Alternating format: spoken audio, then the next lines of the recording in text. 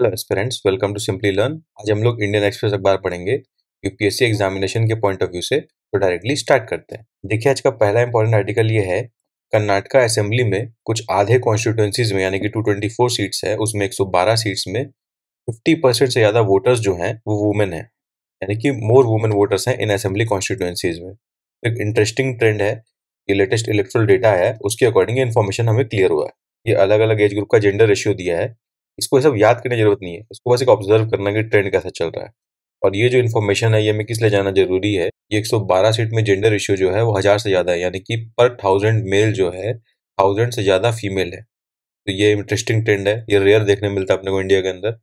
और 108 सीट ऐसे है जिसमें जेंडर रेशियो 900 से 1000 के बीच में है। सिर्फ 4 ऐसे सीट है जिसमें कि जेंडर रेशियो 900 से कम है। ये ट्रेंड आपको जानना है। कभी ऐसा थीम आता है women participation in election voting process, उसमें उसमें आप ये कोट कर सकते हो कर्नाटका का एग्जांपल कि कर्नाटका में वुमेन वोटर्स जो है वो मेन वोटर्स से ज्यादा है। ये उस सेंस में इंपॉर्टेंट आर्टिकल है, अदरवाइज नथिंग मच। देखिए, पीएम के मन की बात के 100 एपिसोड कंप्लीट हो गए हैं, तो उसके एस्पेक्ट में अच्छा कवरेज है। एक्सप्लेन पेज में भी एक आर्टिकल है, तो पहले वो एक्सप्लेन वाला आर्टिकल ही देख लेते हैं। आगे आर्टिकल ये है, अंडरस्टैंडिंग पीएम्स मन की बात। पहला बात, ये एक लैंडमार्क है पीएम के फ्लैगशिप मंथली रेडियो एड्रेस के लिए। फिर क्वेश्चन ये उठता है कि प्राइम मिनिस्टर ने रेडियो क्यों चूज किया और अदर वर्ल्ड मीडियम, उन्होंने किस विषय पर मन की बात में बात किया, उन्होंने किस सेंटिमेंट्स को टच किया। ये 3 बड़े क्वेश्चन बनते हैं। ये कुछ आर्टिकल में वाला पोर्शन ये बता रहा है कि मन की बात के पहले और कौन से इस टाइप के पॉपुलर रेडियो शोज चले, अपने को जानना इंपॉर्टेंट नहीं है। फिर why did prime minister choose radio over newer broadcast medium, ये आपको रीड करना है, ये इंपॉर्टेंट है। रीजन ये है कि वो लास्ट इंडियन तक पहुंचना चाहते थे, क्योंकि देखिए रेडियो जो है वो मैक्सिमम लोग पहले यूज करते थे इंडिया में। तो रेडियो के माध्यम से वो इंडिया के लास्ट इंडियन तक पहुंच सकता है, कंट्री के लास्ट माइल तक रीच आउट कर सकता है। ये एक इंपॉर्टेंट रीजन था, वन। सेकंड, वो जानते थे कि इंटरनेट पेनिट्रेशन जो है वो इतना ज्यादा नहीं है, हर जन के पास जो है ओन्ड मोबाइल डिवाइस नहीं है, एंड पार्ट्स ऑफ कंट्री जो है इंडिया का, वहाँ पे कनेक्टिविटी का इशू है। ये सेकंड रीजन हो गया। फिर इनका कुछ पर्सनल लाइफ एक्सपीरियंस भी है। जब वो प्रचारक की तरह आरएसएस में काम कर रहे थे तो उन्होंने रेडियो के पावर को समझा। वो समझते थे कि रिमोट एरियाज में लोग जो है रेडियो टर्न ऑन करके वहाँ पे न्यूज और एंटरटेनमेंट की जानकारी लेते थे, इसीलिए रेडियो को चूज किया गया। ये थर्ड रीजन हो गया। देखिए, ऐसा आपके ऐसे कैंसर में डायरेक्टली यूज आ सकता है, और कहीं ना कहीं मेंस में कुछ एस्पेक्ट अगर पूछेगा रेडियो के, पूछ सकता है कि यार रेडियो का पोटेंशियल क्या है इंडिया के अंदर कम्युनिकेशन में, ऐसा क्वेश्चन कभी आ गया तो ये वाला एग्जांपल आप कोट कर सकते हो विद पॉइंट्स। इस सेंस में आप इसको पढ़िएगा। किस इश्यूज और थीम्स पे प्राइम मोदी जनरली रेफर करते थे? Yoga, women lead initiatives, youth, cleanliness, वो मोस्ट टच्ड अपॉन टॉपिक्स थे सिंस 2014 से, जब उन्होंने स्टार्ट किया। उन्होंने वैलर और सेक्रीफाइस ऑफ इंडियन शोल्डर्स पे डिस्कस किया, नेशनल कल्चरल हेरिटेज पे डिस्कस किया, stories of the life work of Padma awardees and other achievers. उन्होंने खादी के बारे में काफी चर्चा किया विस्तृत रूप में। 100 एपिसोड में उन्होंने बात किया कि कैसे उन्होंने जिस विषय पे बात किया वो एक वाइडर मूवमेंट्स बन गए। Selfie with daughter campaign start किया, जहाँ पे सेक्स रेशियो हरियाणा में बहुत खराब है, वहां पे इंप्रूव होने का संभावना बढ़ गया, अब एक ग्लोबल कैंपेन बन गया है। फिर ऐसे similar campaigns cleanliness, environment, ecology और encouraging people to buy local products, visit Indian tourist spot, इससे काफी प्रमोट हुआ लोकल बिजनेसेस। तो ये मन की बात का थीम्स और उसका यूज बेनिफिट्स जो है वो वाला एस्पेक्ट को हाईलाइट करता है, इसलिए इसको रीड करना इंपॉर्टेंट है। क्या मन की बात कोई पॉलिटिकल और इलेक्शनरिंग टूल रहा है? इसका आंसर देना मुश्किल है, पर पॉइंट्स है कि मन की बात में जनरली नॉन पार्टीसन अप्रोच रहा है सोशल इश्यूज के प्रति। ये बेसिकली पीएम को हेल्प करता है अपने आइडिया को कन्वे करने के लिए ब्रॉड स्पेक्ट्रम पीपल तक। इस पूरे शो का कॉन्सेप्ट है पॉजिटिविटी कन्वे करना, लोगों को इन्वॉल्व करना नेशंस प्रोग्रेस में, और उनको महसूस कराना कि वो एक ग्रोथ ट्रेजेक्ट्री का मेन हिस्सा है। पॉलिटिक्स एंड नेगेटिविटी जो है इस विजन में कहीं एग्जिस्ट नहीं करता है। तो ये एक बहुत ही पॉजिटिव प्रोग्राम की तरह विजुअलाइज किया गया और इम्प्लीमेंट किया गया। कोविड-19 के टाइम जब लॉकडाउन हुआ पैंडेमिक के दौरान, तो सारे एपिसोड में लगभग हेल्थ रिलेटेड कोई ना कोई कैप्सूल या जानकारी थी, जहाँ पे पीएम ने कोशिश किया कि लोगों को सोशली रिस्पॉन्सिबल बनाए और कोविड एप्रोप्रिएट बिहेवियर उनके अंदर इनकलकेट किया जाए, वैक्सीनेशन करने के लिए लोगों को प्रमोट किया जाए, प्रोत्साहन किया जाए। अवेयरनेस बढ़ाने में इस प्रोग्राम का बहुत ही सिग्निफिकेंट रोल रहा है about government schemes and initiatives. Example, प्रधानमंत्री संग्रहालय, आजादी का अमृत महोत्सव, हर घर तिरंगा, digital payments, startups and unicorns and advancements in the space sector, सब चीज का डिस्कशन इस प्लेटफॉर्म पे हुआ है। तो ये जो मैंने डिस्कस किया, ये टेलीग्राम चैनल हमारा सिंपली लर्न, उसमें मैं शेयर कर दूंगा ये एक्सप्लेन पेज आज का, तो आप खुद से भी रीड कर सकते हो कुछ कुछ रेलिवेंट बातें जो मैंने हाईलाइट किया है। देखिए, इससे एग्जाम में डायरेक्ट क्वेश्चन कभी नहीं आएगा मन की बात के बारे में लिखिए, but yes, radio as a tools of communication, या फिर ऐसे के अंदर कोई टॉपिक आ गया रेडियो या रेडियो के पावर के बारे में जहाँ पे पीपल तक रीच आउट किया जा सकता है, या लास्ट माइल डिलीवरी का कोई क्वेश्चन आ गया, उसमें एज एन एग्जांपल इस डिटेल्स को आप यूज कर सकते हो, कोट कर सकते हो। उस पॉइंट को ध्यान में रखते हुए पढ़िएगा। ये कुछ फार्मर्स की फोटो है जो मन की बात सुन रहे हैं रेडियो पे, मन की बात बालूरघाट विलेज में वेस्ट बंगाल के अंदर। अब लुधियाना से एक टॉक्सिक गैस वाली घटना आई है जहां पे उसको टॉक्सिक गैस को इनहेल करने से 11 लोग मर गए। रिसर्च करने में पता चला कि वहां पे जो टॉक्सिक गैस है वो H2S था, हाइड्रोजन सल्फाइड। अब हाइड्रोजन सल्फाइड जो है बनने का कारण क्या पता चला कि वहां पे किसी ने शायद एसिडिक वेस्ट फेंक दिया, जो मीथेन, कार्बन मोनोऑक्साइड और अदर सीवेज गैस से कंबाइन होकर प्रोड्यूस कर दिया हाइड्रोजन सल्फाइड। हाइड्रोजन सल्फाइड जो है इतना डेंजरस गैस है कि उसको हल्का सा भी कोई इनहेल कर लेता है तो तुरंत मर सकता है। Even one breath inside can kill, इतना पावरफुल टॉक्सिक गैस है। तो लुधियाना में घटना हुआ, आपको एग्जाम के लिए क्या समझना है कि H2S गैस ये क्यों पॉइजनस है, माने बेसिकली इसका प्रॉपर्टीज क्या है और ये पॉइजनस क्यों है, इससे अगर इसको इनहेल करने से लोगों को क्या क्या दिक्कतें हो सकती है। लुधियाना में जिस एरिया में घटना हुआ वो इंडस्ट्रियल एरिया है, वहां पे थिकली पॉपुलेशन है और मैन होल से संभावना है ये इंडस्ट्रियल टॉक्सिक जो है लोगों तक पहुंच गया। साइंस एंड टेक की तरफ से भी सोच सकते हो आप इसको, अफेयर्स की तरफ भी सोच सकते हो इसको, आप इन्वायरमेंट की तरफ से सोच सकते हो। ये क्वेश्चन तीनों का मर्जर या तीनों में आ सकता है। आइडिया ये है toxic gas inhaling is a big problem, एक तरह का हैजर्ड है, इसलिए देखिए एनडीआरएफ इन्वॉल्व है, एक तरह का डिजास्टर मैनेजमेंट का पार्ट है, तो इसलिए आर्टिकल इंपॉर्टेंट बनता है, एग्जाम पॉइंट ऑफ व्यू को पढ़ना चाहिए। और इनहेलिंग टॉक्सिक गैस वाले प्रॉब्लम को इन जनरल भी ब्रॉडर थीम के अंदर भी पढ़ना चाहिए, ये भी 10 मार्कर में मेंस के अंदर आ सकता है।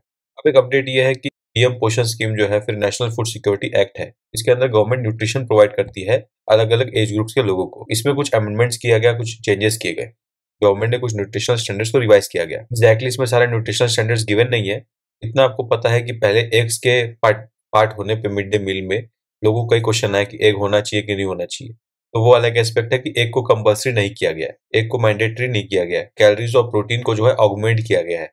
अभी कोई रेस्ट्रिक्शंस नहीं है स्टेट और यूनियन टेरिटरीज पे एग्स को ऐड करने पे और कोई भी आइटम मेनू में ऐड करने के लिए फूड सेफ्टी प्रोग्राम के अंतर्गत।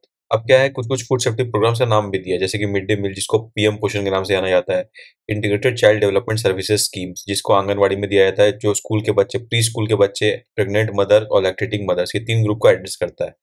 मिड डे मील जो है स्कूल के बच्चों को एड्रेस करता है क्लास 1 से 8 तक के।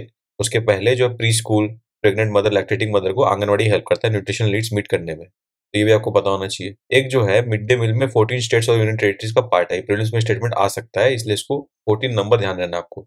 एनएफएसए के शेड्यूल 2 में अमेंडमेंट किया गया जनवरी 25 के दौरान, जिसमें न्यूट्रिशनल स्टैंडर्ड को 9 ग्रुप्स में बांटा गया। एक कैटेगरी में जहाँ पे 6 महीने से लेकर 1 साल तक के बच्चे हैं, वहां से लेके up to upper primary classes 6 to 8 जहां तक मिड डे मील मिलता है। इसमें 3 न्यू कैटेगरी का निर्माण किया गया, टोटल अभी 9 कैटेगरी है, टोटल अभी 9 ग्रुप्स है, ये आपको पता होना चाहिए। और जो एक्सिस्टिंग न्यूट्रिशनल स्टैंडर्ड्स थे लोअर प्राइमरी क्लास से लेकर अपर प्राइमरी क्लास तक, उनको भी चेंजेस किया गया। तो देखिए ऐसे आपको आर्टिकल पढ़ेगा खाली कंटेक्स्ट मिलेगा, आपको एग्जैक्ट जानकारी नहीं मिलेगी, और 2-3 प्रीलिम संबंधित इन्फॉर्मेशन आपको जानकारी मिल सकता है इससे, जो आप नोट कर सकते हो। बस इसके बाद आप गूगल सर्च करके कि क्या न्यूट्रिशनल स्टैंडर्ड में चेंजेस किया गया है स्पेसिफिकली 9 ग्रुप्स में अलग अलग, वो आप रीड कर सकते हो, वो आपके लिए होलिस्टिक आंसर हो जाएगा, उसको आप मेंस में भी यूज कर पाओगे। अभी देखिए आर्टिफिशियल इंटेलिजेंस का भयंकर रूप से प्रमोशन चल रहा है वर्ल्ड के अंदर, तो G7 ग्रुप ने एक मीटिंग में डिसाइड किया कि हम लोग रिस्क बेस्ड एआई पे रेगुलेशन करना चाहते हैं। एक डिजिटल मिनिस्टर्स का मीटिंग हुआ था, उस पर चर्चा हुई। इस साल G7 का चेयरमैन कौन है? जापान, ये आपको पता होना चाहिए प्रीलिम्स के हिसाब से इंपॉर्टेंट, जिसने जिसने एआई डेवलपर्स के लिए एक अकोमोडेटिव स्टांस लिया और प्लेज किया कि उनको सपोर्ट मिलेगा पब्लिक और इंडस्ट्रियल एडॉप्शन ऑफ एआई के अंतर्गत। इटली जो कि G7 सदस्य है, उसने चैट जीपीटी ऑफलाइन को इन्वेस्टिगेट करने के लिए, ताकि चेक करने के लिए कि वो potential personal data rule violate करता है कि नहीं करता है। इस कारण से क्या है, यूरोपियन प्राइवेसी रेगुलेटर्स को एक इन्वेस्टिगेशन लॉन्च करने का मौका मिल गया। आइडिया ये है कि देखिए आर्टिफिशियल इंटेलिजेंस जो आज के जमाने में बहुत फास्ट ग्रो कर रहा है, यहाँ पे बिल्कुल चांसेस है कि लोगों की प्राइवेसी को खतरा बन सकता है, तो इसको ध्यान में रखते हुए उन पर रेगुलेशन करना इंपॉर्टेंट है, दैट इज ट्रू। अब वो कैसे करे, क्या करे, उस पर डिस्कशन चल रहा है और G7 ग्रुप उस पर डिस्कशन के लिए आगे है, उस मुद्दे को कंसिडर कर रही है। दिस इज द आइडिया, ये कंटेक्स्ट आपको अवेयरनेस होना चाहिए, बिकॉज एआई एक इमर्जिंग एंड डिसरप्टिव टेक्नोलॉजी है, इसमें क्या क्या चैलेंजेस हो सकते हैं उसका क्वेश्चन बन सकता है, इसलिए आपको हल्का अवेयरनेस होना चाहिए कि वर्ल्ड क्या कर रही है, उसमें वर्ल्ड का इनिशिएटिव क्या है उसको एड्रेस करने के लिए। तो पता होगा कैबिनेट ने कुछ दिन पहले new gas pricing regime start किया है, जिसके अंदर अभी क्या हुआ, डोमेस्टिक गैस का प्राइस जो है मुंबई में बढ़ जाएगा, पर पीएनजी और सीएनजी का प्राइस जो है उसका रिवीजन होना अनलाइकली है, बिकॉज कमर्शियल यूज में मैक्सिमम लोग यूज करते हैं, इसकी वजह से बगावत हो सकता है भाई, वो तो पॉलिटिकल बात है। But new gas pricing regime क्या है, इसका आपको अवेयरनेस होना चाहिए, गूगल सर्च मारिए, रिलेवेंट जानकारी मिलेगा, उसको रीड कीजिए। इंडिया में न्यू गैस प्राइसिंग स्कीम क्या है जिसको गवर्नमेंट ने अप्रूव किया था, हल्का अवेयरनेस इंपॉर्टेंट है, because gas is an important resource. अब एक डेटा के अकॉर्डिंग क्या है, रोड और हाईवे सेक्टर में जो प्रोजेक्ट्स है वो डिले हो गए हैं, सबसे ज्यादा डिले उन्हीं में देखा गया है। Maximum number of projects delay जो है इसी सेक्टर में 402 के बराबर है, सोचिए कितना बड़ा नंबर है ये। 402 प्रोजेक्ट डिलेड आपका 749 में, 50% ज्यादा प्रोजेक्ट डिलेड आपका, is a big problem. Railway में 115 प्रोजेक्ट डिलेड है, ये भी 50% ज्यादा है। पेट्रोलियम सेक्टर में 86 प्रोजेक्ट डिलेड है, और इतनी बड़ी संख्या में प्रोजेक्ट डिले हो रहे हैं, इंफ्रास्ट्रक्चर प्रोजेक्ट्स खासकर। अभी इंफ्रास्ट्रक्चर का क्वेश्चन आता है तो ये आप सारे डेटा कोट कर सकते हो कि इतना भारी प्रॉब्लम है ये। एफआईआईज जो है, फॉरेन इंस्टीट्यूशनल इन्वेस्टर्स, उन्होंने कुछ इंप्रूव सेंटिमेंट्स के कारण अप्रैल में 11,000 करोड़ इंडिया में इन्वेस्ट किया इक्विटीज के अंदर। तो एक पॉजिटिव इंडिकेशन है। इससे शेयर मार्केट में उनका पॉजिटिविटी आपको दिखाई दिया होगा पिछले कुछ दिनों में, आगे भी दिख सकता है, क्योंकि एफआईआईज, एफपीआईज, एफडीआई सब जो होते हैं, ये सब मार्केट में कॉन्फिडेंस बिल्ड करते हैं, इन्वेस्टमेंट बढ़ाते हैं और लोग फिर बाइंग टेंडेंसी बढ़ता है। फिर एक्सप्लेन पेज हम लोग ने मेजरली रीड कर दिया, इसमें लास्ट में एक आर्टिकल है, ये भी आप लोग अपने हिसाब से फुल रीड करने का ट्राई कीजिएगा टाइम मिलने पे, क्योंकि देखिए व्हीट क्रॉप अभी हार्वेस्ट होने का टाइम हो गया, हार्वेस्ट हो भी गया काफी जगह, तो वहां पे रिलीफ साइंस है लोगों के लिए, व्हीट में दिक्कत नहीं आया। पर मानसून के फियर के कारण एल नीना होने का संभावना है, इस बार मानसून कम होगा, बेसी होगा, उसके डर के कारण राइस का प्रोडक्शन कैसे होगा उस पर खतरा दिखाई दे रहा है, तो कुछ प्रेशर्स दिखाई दे रहे हैं। तो यहाँ पे ये वाला हेडिंग जरूर पड़िएगा, रिस्क फ्रॉम बैड रेन्स क्या हो सकता है राइस के लिए, ये मैं ऐसे टिक कर दे रहा हूँ, ये आपको रीड करना है। व्हीट में जो यील्ड का लॉस है काफी लिमिटेड रहा, तो वो भी रीड कर सकते हो आप। ये इंट्रोडक्शन हल्का पड़िएगा, इससे आपको क्रॉपिंग पैटर्न का इंडिया में आइडिया लगेगा। एग्रीकल्चर में सब डेटा जनरली मिलता नहीं है, तो ये सब आर्टिकल पढ़ना इसलिए इंपॉर्टेंट है क्योंकि एग्रीकल्चर के संदर्भ में जो भी जानकारी है वो यहाँ से आपको इजीली मिल सकती है। फिर राइस पे कैसे दबाव बढ़ रहा है, हेवी लिफ्टिंग बाय राइस क्यों कैसे हो रहा है, ये 3 हेडिंग आप जरूर पढ़िएगा। इससे इससे पढ़ने के बाद आप खाली 2-3 की पॉइंट्स निकालिए हर हेडिंग के अंदर, जो आपको नोट करना है, याद रखना है एग्रीकल्चर के पॉइंट ऑफ व्यू से, व्हीट और राइस के संदर्भ में। वो आप एग्रीकल्चर के मेंस के क्वेश्चन में यूज आएगा आपके, अदरवाइज और कोई रिलेवेंट बात नहीं है।